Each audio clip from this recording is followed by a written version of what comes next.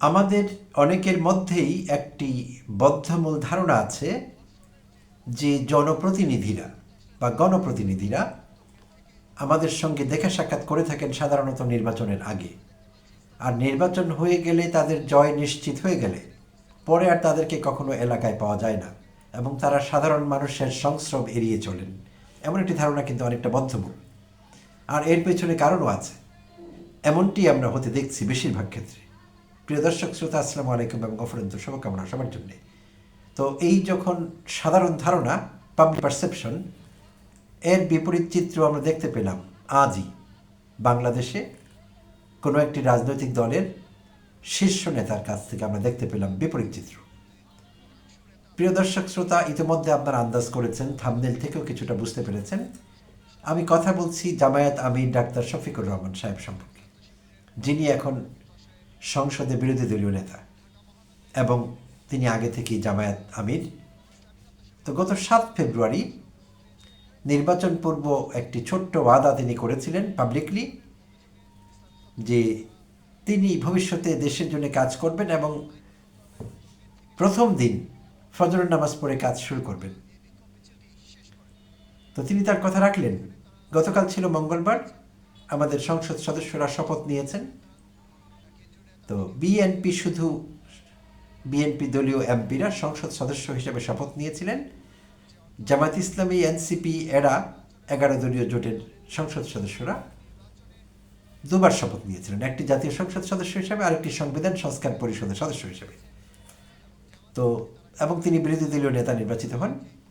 তো সে বিরোধী দলীয় নেতা হিসেবে গতকাল জামায়াতের পক্ষ থেকে তাদের একটি ঘোষণা ছিল, ক্লিন ঢাকা মহানগরী এমন একটি কর্মসূচি তারা নিয়েছেন। মহানগরীতে পরিষ্কার পরিচ্ছন্নতা অভিযান চালাবেন। তো তারই অংশ হিসেবে আজ দেখা গেল ফজরের নামাজের পর জামায়াত আমির ডাক্তার শফিকুর রহমান ঝাড়ু হাতে, মাস্ক পরিহিত অবস্থায় এবং গ্লাভস পরে হাতে নিজেই ঝাড়ু নিয়ে পরিষ্কার পরিচ্ছন্নতা কাজ শুরু করেছেন। সঙ্গে দলীয় নেতাকর্মীরা সাহায্য করছেন এবং যেই জায়গাটি থেকে তিনি শুরু করে দিলেন সেটি ছিল মিরপুরে, তার নির্বাচনী এলাকা ঢাকা 15। সো রাজধানীর মিরপুরের মণিপুর হাই স্কুলের যে বালিকাদের যে ভবনটি, সেই সংলগ্ন একটি মসজিদ, বাইতুন্নুর মসজিদের সামনে থেকে ঝাড়ু দিয়ে তিনি পরিষ্কার করা শুরু করেন। আর এর মধ্যে নেতাকর্মীরা মহানগর উত্তরের বিভিন্ন ওয়ার্ডে, বিভিন্ন জায়গায়, স্কুল, কলেজ, মাদ্রাসা, মসজিদ, এইসব জায়গায় অলিগলি পরিষ্কার করেন। 6টা থেকে 10টা সকালে এই কর্মসূচিটি ছিল, সকাল 6টা থেকে 10টা।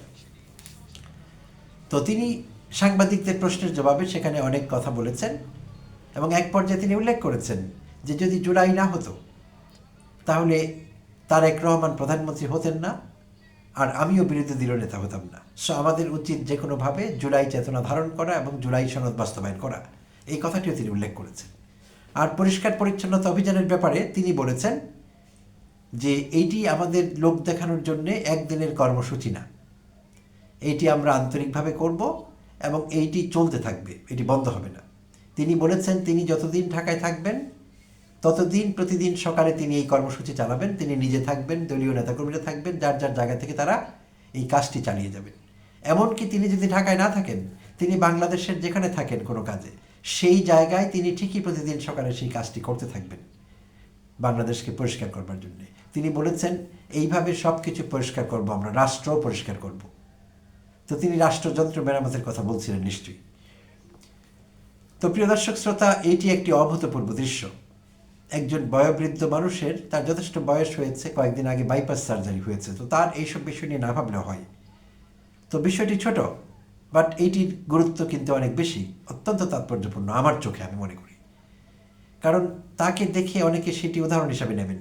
অনেকের মাথায় আইডিয়া আসবে যে এই বয়োবৃদ্ধ মানুষটি যদি এরকম কাজ করতে পারেন, ঝাড়ু হাতে নিয়ে রাস্তা পরিষ্কার করছেন, যেই রাস্তা আমরা নোংরা করি, তাহলে অনেক লোক, হাজার হাজার ছাত্র, তরুণ জনতা, এলাকাবাসী, ভোটার্স, তারা সবাই অনুপ্রাণিত হবেন নিঃসন্দেহে, এতে কোনো সন্দেহ নেই।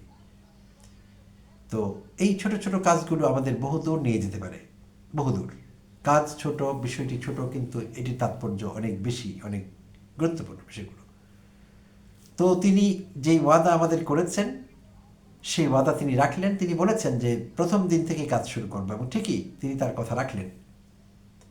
এবং এটি একটি উদাহরণ হয়ে থাকবে আমি মনে করি। এবং তিনি পরিষ্কার পরিচ্ছন্নতার বিষয়ে যেমন মাস্ক পরিহিত অবস্থায় গ্লাভস হাতে দিয়ে পরিষ্কার করেছেন। তো এটিই নিয়ম আসলে। আমাদের পরিচ্ছন্নতা কর্মীদের যে আমরা রাস্তায় কাজ করতে দেখি, তারা কিন্তু খুবই অস্বাস্থ্যকর পরিবেশে কাজ করেন। সিটি কর্পোরেশন বা ওয়ার্ডে যারা দায়িত্বপ্রাপ্ত আছেন কখনোই তাদের স্বাস্থ্যের বিষয়টি মাথায় নেওয়া হয় না, এবং তারা জানেনও না পরিচ্ছন্নতা কর্মীরা যে কাজ করবার সময় তাদের হাতে গ্লাভস পরা দরকার, তাদের মাস্ক পরা দরকার, ফেসে পায়ে জুতো থাকা দরকার, বোট টাইপের জুতো সম্ভব হলে, কারণ তারা এমন সব জায়গায় যান ময়লার ভাগার এখানে সেখানে বিপদ হতে পারে। তো এই বিষয়গুলো চলছিল না। তো আমি মনে করি এইটিও তার কাছ থেকে অনেকে শিখবেন যে পরিষ্কার পরিচ্ছন্নতা কর্মী মানে খালি হাতে সব ময়লা ধরে ফেলতে হবে, মুখে মাস্ক থাকবে না, পায়ে জুতো থাকবে না, বিষয়টি এরকম না। তো তিনি যেহেতু ডাক্তার, তার হাইজিন বিষয়ে ভালো জানা আছে, তাই তিনি সেভাবে প্রস্তুতি নিয়েই নেমেছিলেন। এবং এটি একটি চমৎকার কাজ। আমাদের মহানগরী অনেক নোংরা একটি জায়গা আসলে। তো সবাই মিলে চেষ্টা করলে এটি নোংরা থাকবে না।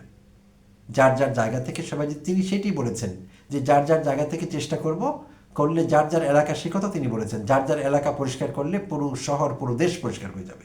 তাই তো ছোট্ট এরিয়া, আমরা যেই যার যার এরিয়ায় থাকি, নিজের এরিয়াটি তো খুব বড় না, কয়েক মাইল না, কয়েক কিলোমিটার না, এরকম না, ছোট্ট জায়গা, অলি গলি, একটি ছোট্ট সড়ক। তো প্রত্যেকের জায়গা থেকে, এমনকি একক ব্যক্তিকে করতে হবে না, আমরা যেই মহল্লা থাকি, যার যার নেইবারহুড, সেখানে কমিটি করা যেতে পারে, 5 জন 10 জনের কমিটি। সো কমিটি করে একটি সিদ্ধান্ত নিয়ে সময়সূচি তৈরি করে যে আমরা পিরিয়ডিক্যালি আমাদের জায়গা পরিষ্কার রাখবো।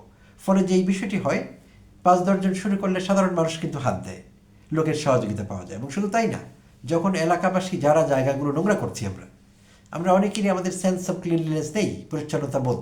ফলে আমরা খেয়ে রাস্তায় খাচ্ছি, প্যাকেট ফেলে দিচ্ছি রাস্তায়, যা ইচ্ছে তাই করছি, রাস্তা নোংরা করছি, অলিগলি নোংরা করছি। তো যেহেতু আমরা বুঝি না বিষয়টি, হাইজিন সম্পর্কে ধারণা নেই, সেন্স অফ ক্লিনলিনেস নেই আমাদের মধ্যে, তো যখন কেউ এলাকা ভিত্তিক, মহল্লা ভিত্তিক এই পরিচ্ছন্নতা অভিযানগুলো চালাবেন, তখন বাকিদের অনুপ্রাণিত করবে বিষয়টি, এবং তারা তাদের এলাকায় চালাবেন। তো এইভাবে একটা পর্যায়ে আমাদের সরকারের উপরও নির্ভর করতে হবে না, বেসরকারিভাবেই কিন্তু অনেক কাজ করা যায়, এবং বিশেষভাবে পরিচ্ছন্নতা সংক্রান্ত কাজ, এটি এমন কোনো বিশাল কিছু না, করা যায়। তো ডাক্তার শফিকুর রহমান আমাদের চোখে আঙুল দিয়ে দেখিয়ে দিলেন যে বয়স আসলে একটি নাম্বার। তিনি যেভাবে আমি দেখলাম যে স্পিরিট নিয়ে রাস্তায় নেমেছেন, সত্যিকার অর্থে এটি প্রশংসনীয়। এবং নিশ্চয়ই এই দৃশ্য দেখে তাদের নিজেদের দলের আমিন, বিশেষভাবে জামায়াত ঘরানার লোকদের, নিশ্চয়ই তাদের অনেকের চোখে আনন্দাশ্রু ছিল, আমি বিশ্বাস করি সে কথা। কারণ আমরা আমাদের সংসদ সদস্যদের এতদিন ভেবে এসেছি তারা হলেন আমাদের মনিব, তারা আমাদের মাস্টার, আর আমরা তাদের সাবজেক্টস, প্রজা, এরকমই ছিল বিষয়টি। বাট এটি একটি বিপরীত চিত্র দেখলাম। তিনি প্রমাণ করে দিলেন যে তিনি একজন সংসদ সদস্য এবং তিনি জনগণের খাদেম। জনগণের সেবা করবার জন্যই তিনি রাজনীতিতে এসেছেন, তিনি সংসদ সদস্য হয়েছেন। এবং আমি মনে প্রাণে বিশ্বাস করি তিনি যা করেছেন, তিনি সেটি মন থেকে করেছেন, এবং তিনি যা বলছেন তিনি সেটা মিন করেন। এমন কিছু বলছেন না যেটা তিনি মিন করেন না, অর্থাৎ মনে একটা বাইরে আরেকটা, এরকম না। তো এই বিষয়গুলো আমাদের নাড়া দেয়, আমরা প্রশংসা করি, করতে বাধ্য হই আসলে, এবং আমাদের আবেগ আপ্লুত করে। কারণ এইটি দেখে আমরা অভ্যস্ত না, আমরা বিপরীত চিত্র দেখে অভ্যস্ত। এমপি সাহেব আসবেন কোথাও, এলাকাবাসী রাস্তা পরিষ্কার করে, যা লাগে তাই করে, সাধ্যেরও বাইরে যায় লোকেরা। দয়া করে এমপি সাহেব তার এলাকায় আসবেন, যদিও ভোটের আগে তাকে কয়েকবার দেখা গিয়েছিল, যে কোনো টিপিক্যাল এমপির কথা বলছি। তো এমনও হয় যে ভোট হয়ে গেলে ওই এলাকায় তার জীবদ্দশা বলতে আমি তার টেনিয়ারের কথা বলছি, যে 5 বছরের জন্য তিনি নির্বাচিত হন। এমনও হয় যে বেশিরভাগ এলাকায় তার পা আর পড়ে না, লোকেরা তাকে আর দেখেন না, সংবাদপত্রে তার ছবি দেখেন মাঝে মধ্যে কিংবা টিভিতে, কিন্তু এলাকায় তার আর পা পড়ে না। তো এইটি একটি ব্যতিক্রমী ঘটনা আমি মনে করি। এবং ডাক্তার শফিকুর রহমান সাহেব আরও অনেক ব্যতিক্রমী কাজ করবেন বিশ্বাস করি, যেই কাজের মাধ্যমে অন্যরা অনুপ্রাণিত হবে। যেমন একটু আগে আমি আরেকটি এপিসোড করেছিলাম, সেটি লাইভ সেশন ছিল, সেখানে আমি উল্লেখ করেছিলাম তার একটি ঘোষণা। সোহরাওয়ার্দী উদ্যানে গত বছর জামায়াতের যে মহাসমাবেশটি হলো, সেখানে তিনি ঘোষণা দিয়েছিলেন যে জামায়াতের এমপিরা ভবিষ্যতে ট্যাক্স ফ্রি গাড়ি এবং সরকারি প্লট নেবে না, এবং তারা সেই ঘোষণা পুনর্ব্যক্ত করেছে। এবং তাদের দেখা দেখি অনুপ্রাণিত হয়ে বিএনপিও গতকাল এবং আজ ঘোষণা দিয়েছে তারাও নেবে না, বিএনপি দলীয় এমপিরাও ট্যাক্স ফ্রি গাড়ি নেবে না, সরকারি প্লট নেবে না। চমৎকার! এই যে একটি সুন্দর ধারা তৈরি হচ্ছে আমাদের রাজনীতিতে, এই যে লোভ সংবরণ করতে পারা। হ্যাঁ, অনেকে বলছেন যে বিএনপি তো জামায়াতের শেখানো বিষয়টি করছে, করুক, তাও ভালো, তবুও তাদের আমি প্রশংসা করি।